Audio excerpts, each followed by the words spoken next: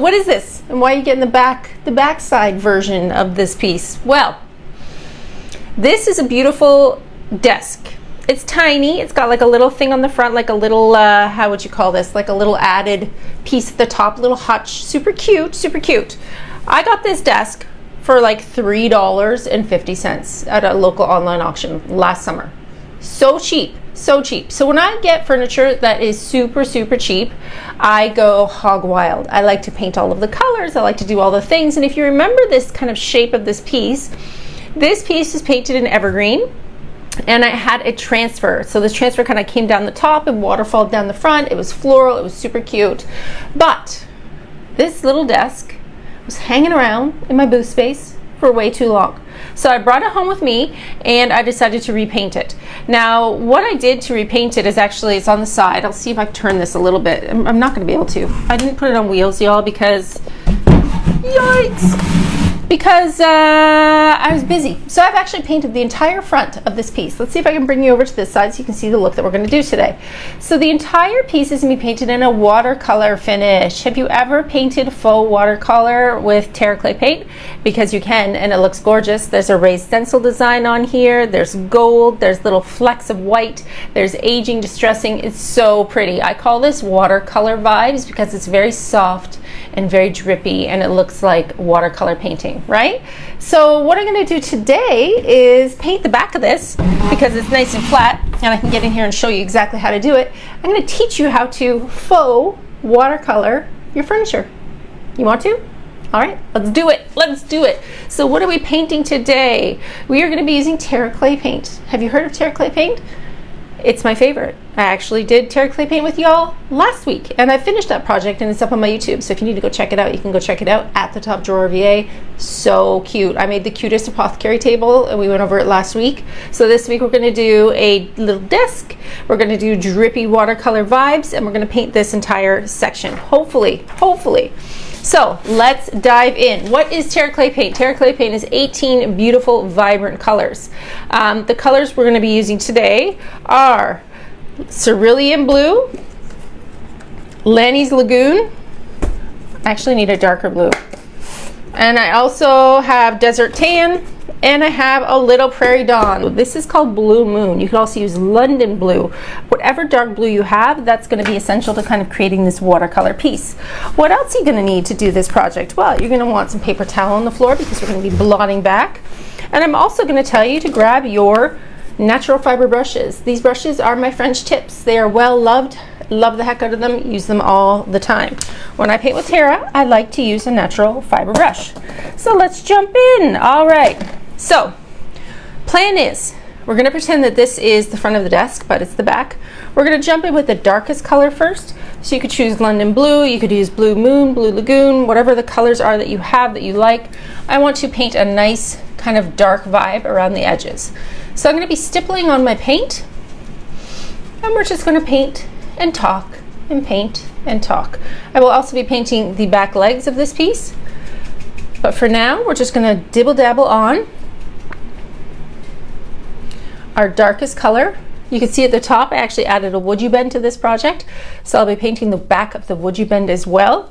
If you ever feel like your Terra Clay paint is too thick and you need it to be a little bit thinner to get in and around the details, you can use your spray misting bottle filled with water. That will help you get your paint ready and thinned out on the back of your project, but this is just the back. This is just the back of the project.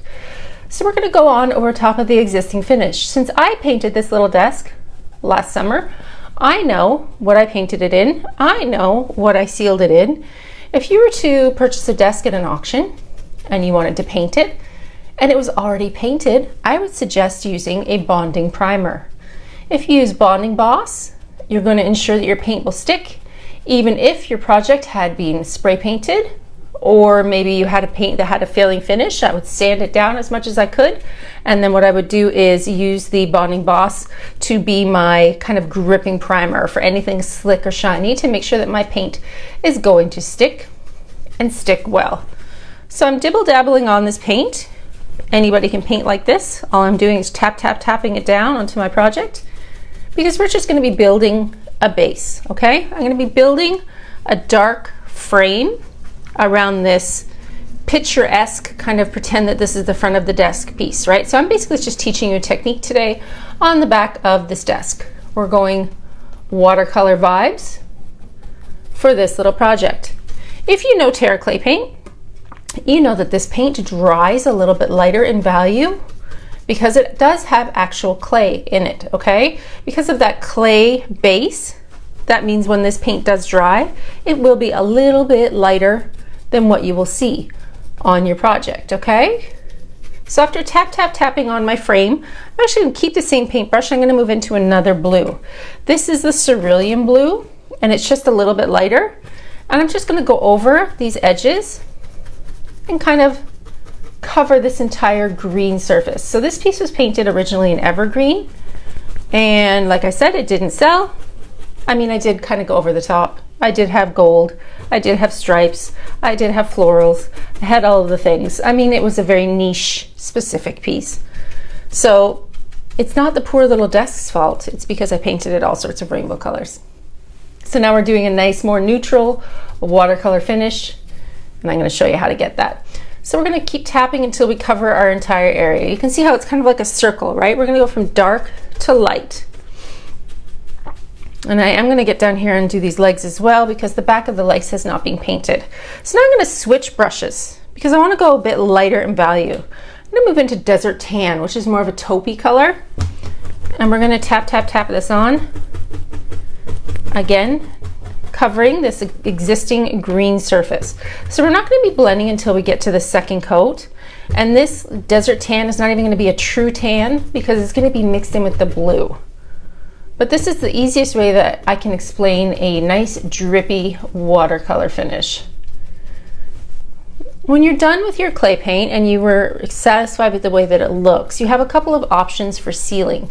You could decide to seal your Terra Clay paint in Terra Matte, which is like a nice flat top coat, or you could choose to do it in Terra Tough, which is more like a gator hide finish, more of a stronger top coat. So I'm tapping on my Desert Tan in the same pattern that I did the other colors, just to fill in some space. I'm actually going to be adding a little bit more to the center.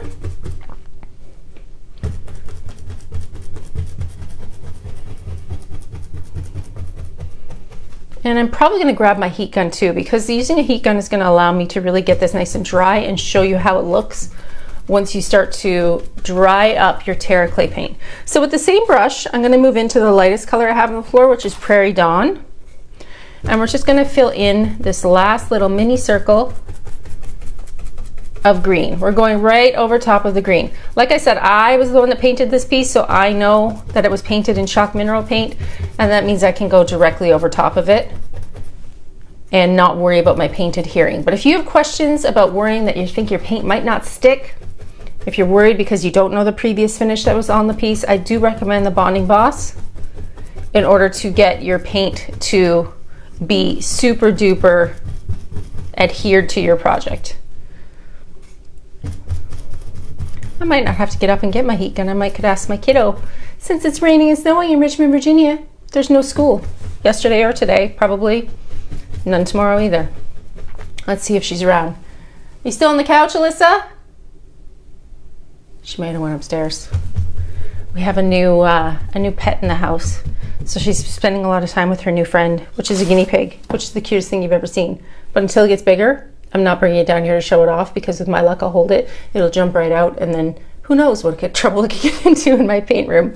So we'll leave it upstairs till it's a little bit bigger. Let me grab that heat gun and aim you down just so you get the full vibes of what we're doing here. Okay, so do you remember we used one brush for two blue colors? For the two colors that I used, Blue Moon and Cerulean Blue, I used the same brush. So I'm going to do the same thing again. We're going to go back into the darks, and I'm going to dab it on. We're going to cover up all of this existing area and start to blend our colors together. There's going to be less amounts of less amounts of stabbing, more amounts of blending, if that makes sense. So we're tapping it on. You can easily spray your brush if you feel the need, but once you get it wet, it's going to start to reactivate what's on there. I just want to kind of fill in my blue spots first. So let's go around the whole entire edge of our project. If your bristles come out of your brush a little bit because you're being very hard with your brush, those natural fiber brushes tend to shed a little bit. Don't stress about it. Just wait until it gets dry. You can easily rub them and they just fall right off your work. So again, I'm just kind of doing the same outline of the same colors that we did first. And now I'm going to go into the lighter tone. Okay, so this is the Cerulean Blue, same brush. I'm going to use water, and we're going to start to see these two colors really come together by spraying my brush and dabbing. This is how seamless these two colors will start to mesh. I'm not going to spray water on the piece yet until I get my layout done, because I actually want the drips and runs to stay. So we're just going to start to blend these colors together. We're going to start off with these two blues, and then we're going to move into the desert tan. Can you see how easily these colors really, really go together? Every once in a while you'll see me dab back into my paint and just pulling these two colors together. All I'm doing is tapping. Like I said, this is not hard. Anybody can do this. This finish, when it's finished, really resembles watercolor art. And if you're doing this on a flat surface and you took your water and you created a puddle, you can actually create watercolor, almost like watercolor shapes. You know, when you take actual watercolor paint and you lay it down, sometimes it pools. You can get that look as well. So since this paint is reactivated by water, it's very easy to push it together and get that really pretty blended finish. Can you see how nice that ombre is? Remembering that these colors will dry a little bit lighter in value.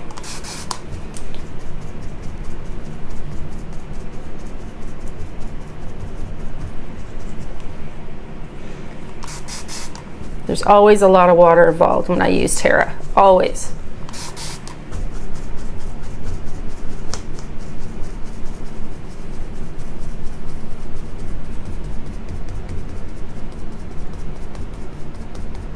Creates the prettiest blends, honestly, it really does. If you haven't tried Terra yet, Terra Clay paint is available in 4-ounce sizes, which is perfect for experimenting. You don't have to commit to the bigger container, but I'm not gonna lie, when I actually go through this Terra, it takes me a long time to work through a whole canister of paint, because it just goes and goes and goes. It lasts forever. See how pretty that ombre blend is happening right here? I'm going to switch brushes now. We're going to go back into the Desert Tan, and I'm going to tap, tap, tap. Once I get this down onto my piece, I'm going to tap the two colors together. You have the option of using your lighter brush, which I'm using here in the Desert Tan, or using your blue brush, which I had in the Cerulean Blue. I'm going to go actually back into the blue first by spraying and blending these two colors together. I'm not going to travel the blue up too far. It's more like I'm just going to bring the blue's edges in a little bit more. If you felt like you wanted to grab a whole new clean brush to really ombre blend these paint colors together without contaminating all the way up, that's up to you too. You could use a fresh brush, but for me, I like to use the same two brushes and really get a pretty blended finish. I'm going to work down here at the bottom where the paint is still damp, and then in sections we're going to work our way up. I'm going to go back and forth between the two brushes.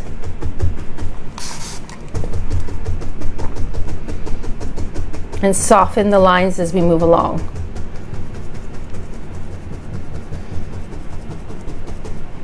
Going back to the blue, and we're just going to start to really soften these edges. Can you see how nice that is? So if you had a piece where you had drawer fronts and you wanted to really just like accent the drawer fronts, this would be great. Or the top of a desk or a dresser.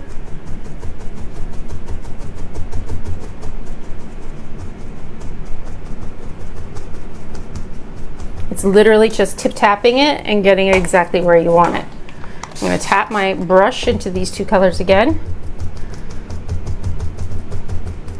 So it's not going to be so defined. What we're doing is just ombre blending these two colors together.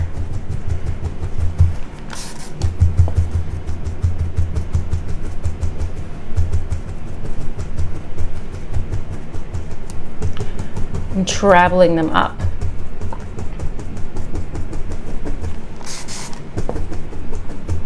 I'm going to grab a little bit more of the Desert Tan over here, start to work it up in this section, and back into the blue brush.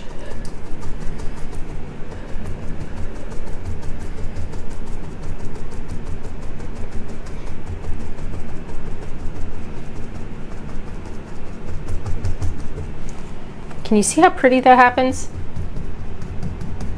And like I said, this is not like it's hard work. This is literal tapping of my two brushes to get the tones that I want.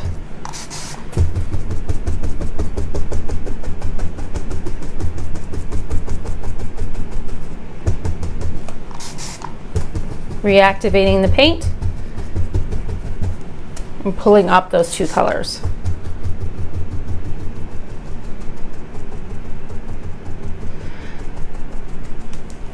You can spray your piece if you want, but I don't want it to run yet, so I'm just going to still spray my brush more.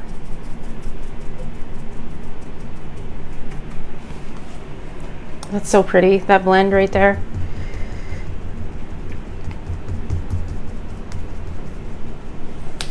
And back to my other brush. I do have a paper towel on the floor. Every once in a while I'll tap it off to kind of take off the excess amount. Perfect. So let's move back up into the Desert Tan and bring some of that tan up. It's almost like you have to work in wet sections. Like I can't do the whole way around because it would take too long and it would get dry, and I really need it to be damp to be activated.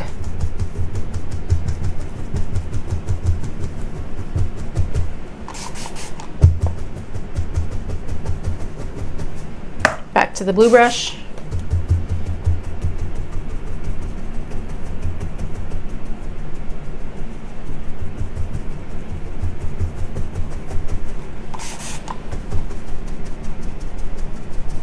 And back to my tan brush. It's a lot of back and forth, just really patting it and getting those two colors to push together to the direction that you like without bringing maybe too much blue in or too much of the tan out. Nice. I'm gonna work on this little section down here. I feel like it might need a little bit more blue.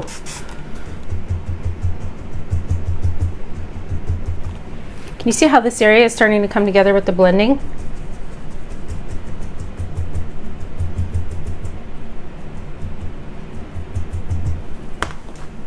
just a lot of back and forth. You could do this with your best dang brush as well, but I like this kind of textured feel. Remember, this piece has already previously been painted, so I want to lose some of the painted finish that was underneath and create something new happening here. You can really see this ombre blend.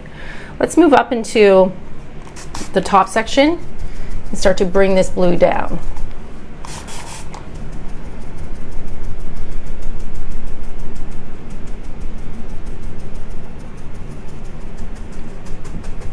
As long as your paint is damp, you're able to reactivate that area.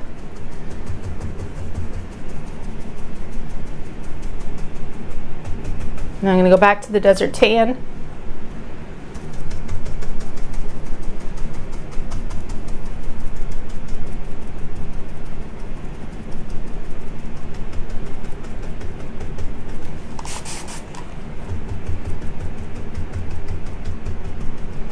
Almost like a highlight. You can create the most prettiest highlight. Once I get this desert tan kind of to go all the way around, I'm going to drop the last little bit of light color in. And to be honest, do I need to do this to the back of the piece? No, but this is teaching a technique that I really think that people would like for the front part of their furniture. And since the front part of this is already painted, this is just allowing me to really get in here and show you.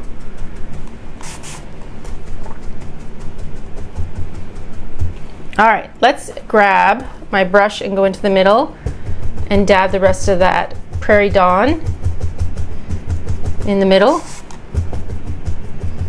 And then we're gonna go back out to the desert tan and start to pull that desert tan in.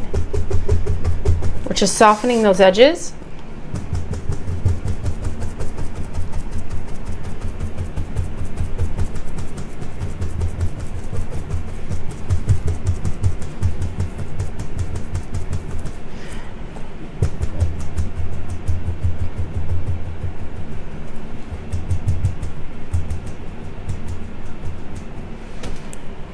Keep it going, we're almost there.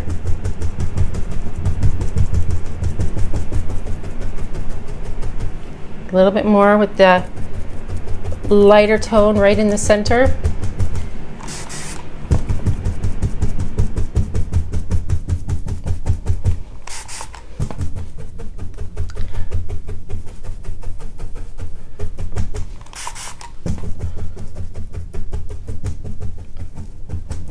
And then back out my blue brush just to drop a little bit more of that blue in. Just bring it in a little bit more. And then we're going to start to run some drips and runs down. How cute is that? How cute is that? Isn't that pretty? It almost looks like a night sky blend. It's so pretty. Okay, so once you've got your base done, what you're going to start to do is think about how you're going to drip and run and pull back some of this. Let's get it a little bit drier. Honestly, this looks like a moon. I want to like trace a moon and do stars. It'll be the cutest little thing. Can you see how much lighter that clay paint gets?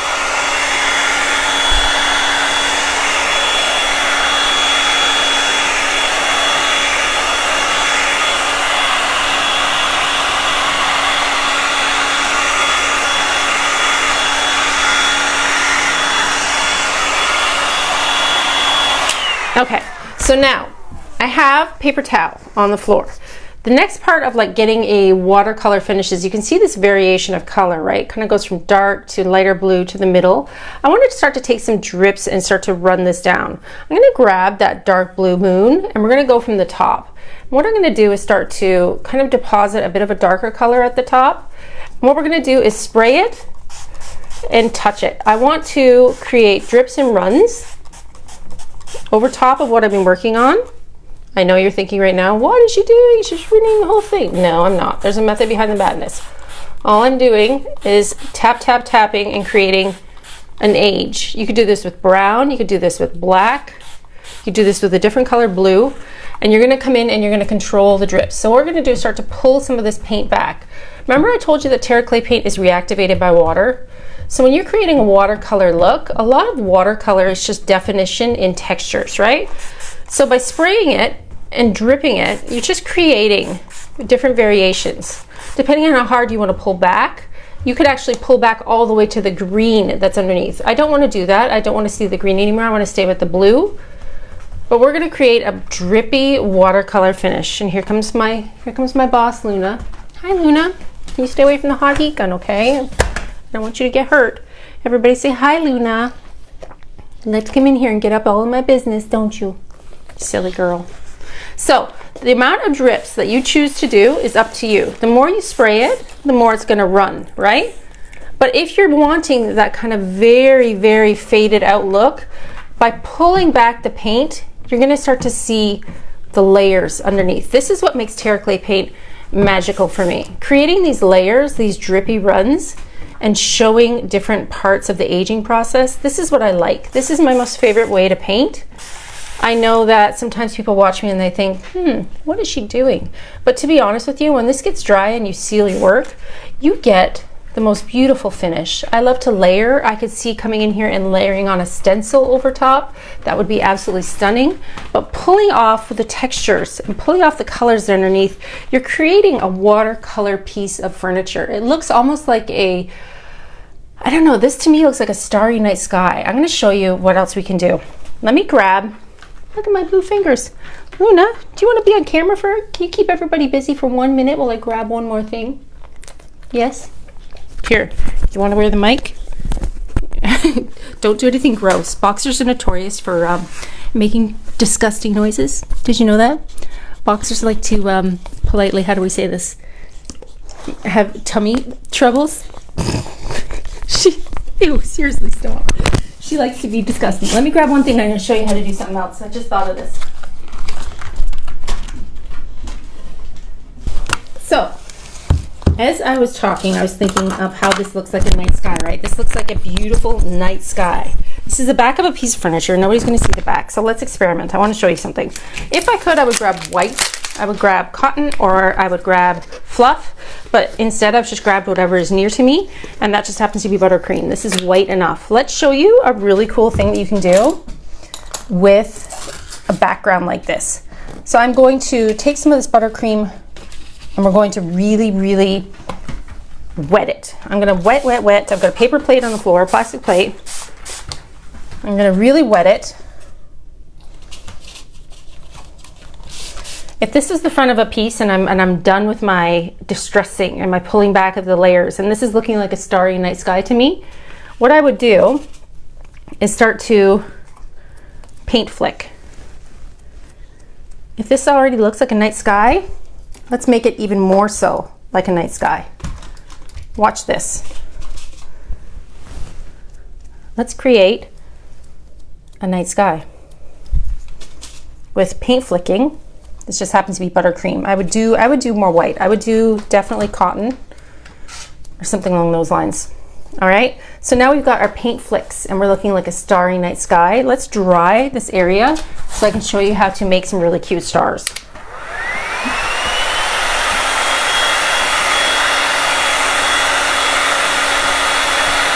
Doesn't that look like a night sky to you? So soft, so pretty. You really start to see the variations in the colors of paint when it gets dry.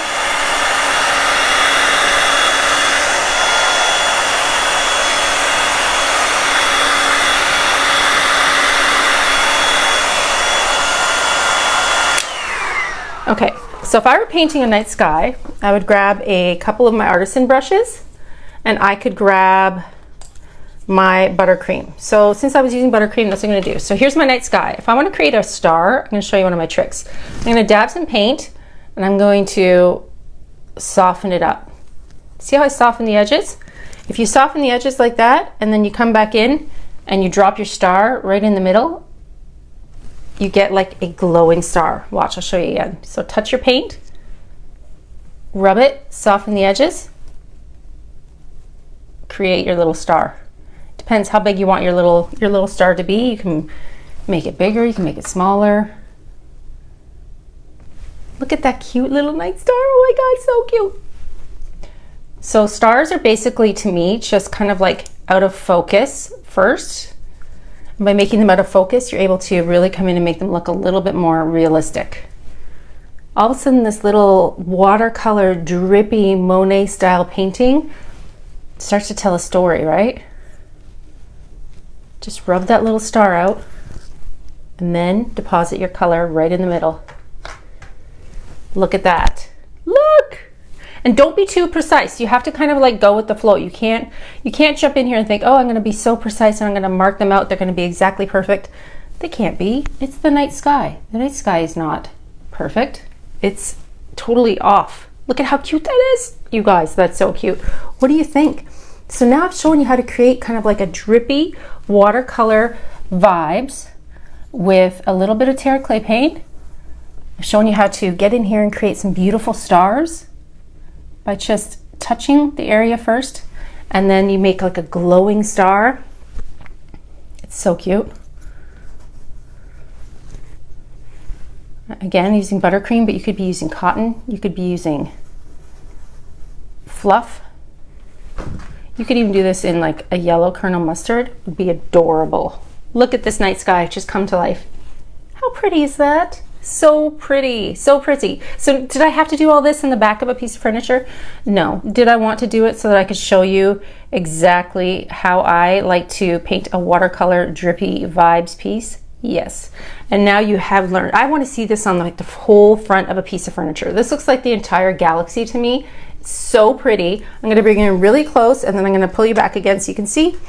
So we have really taken this Terra Clay paint and built those layers. We've run it down, right? See those runs, see those drips? It's so pretty. Kathy's saying she loves it. It is so pretty, Kathy. Honestly, you guys know that this is my favorite way to paint.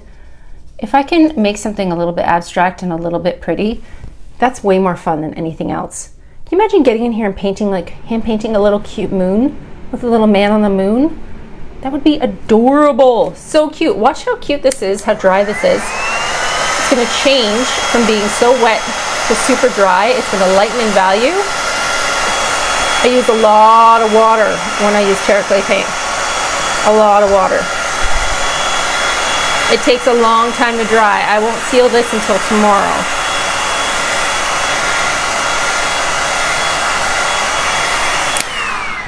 Because your Terra Clay paint really needs to be dry before you get in here and start to seal it up. You can't seal Terra Clay paint until it's dry. And since I use so many layers and so much paint, it takes a long time to really get 100% dry to the point where it should be. Hi, Luna. Why do you always like to be on the camera? Are you famous? My sweet girl. So now, today, you have learned how to use Terra Clay paint to create a drippy, are you breathing in the mic? That's so disgusting. A drippy watercolor finish with Terra Clay paint. The colors I used today were Blue Moon, Cerulean Blue, Desert Tan, and Prarie Dawn. Just really ombre blending them together to create a finish. This is a really great look too if you wanted to like come in here and add trees closing in. I've done that before with adding more green.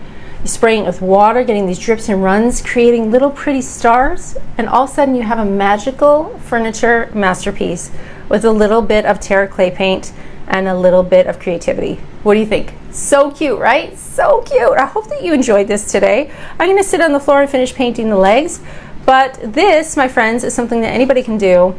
You're going to get a one-of-a-kind, gorgeous vibe. I actually want to kind of paint trees on here, but again, this is the back of a desk.